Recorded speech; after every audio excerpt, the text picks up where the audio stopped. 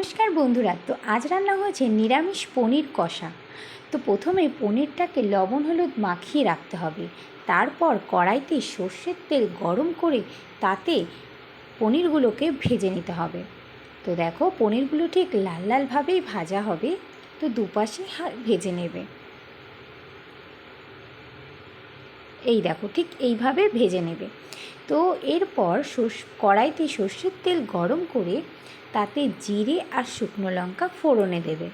এরপর এর মধ্যে দুটো টমেটো ঘষে নিয়ে সেটা দিয়ে দিতে হবে। তারপর সামান্য পরিমাণে একটু লবণ এবং 1.5 চামচ মতো হলুদ আর চিনি দেবে। সামান্য পরিমাণে চিনিতে মশলার রঙটাও সুন্দর আসবে। তো দেখো, ভালো করে মশলাটাকে কষানো হচ্ছে এবং এর মধ্যে দিয়ে দেবে 1 চামচ মতো লঙ্কার গুঁড়ো। এবার দেখো, এর মধ্যে আদা, জিরে এবং 2টো কাঁচা লঙ্কা বেটে রাখা হয়েছিল সেটাই দিয়ে দেওয়া হলো। জিরের পরিমাণটা সামান্যই নেবে।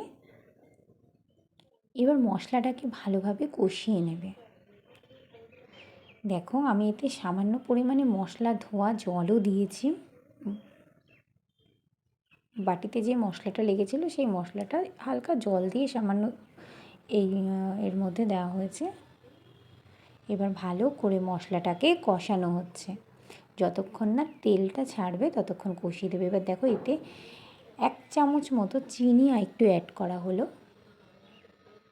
তোমরা সবাই এটা ট্রাই করো, দারুণ লাগে খেতে, বিশ্বাস করো। রুটি, পরোটা এবং গরম গরম ভাতের সাথে তো কথাই নেই।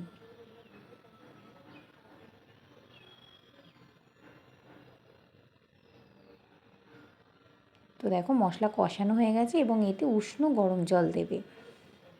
বেশি না, 1 কাপ মতো উষ্ণ গরম জল দিয়ে এবার মশলাটাকে ফুটতে দেবে। তো দেখো, মশলাটা ভালোভাবে ফুটে আসলেই পনিরগুলো দিয়ে দেবে। এবার দেখো, পনিরগুলোকে এবার ফুটতে দেবে। একটু ঢেকে রাখবে, ঢেকে রাখলে ভালো হয়। একদম কম আঁচে করবে, কিন্তু কম আঁচে 2 মিনিট মতো ঢেকে রাখবে। ঢেকে রাখার পর দেখো,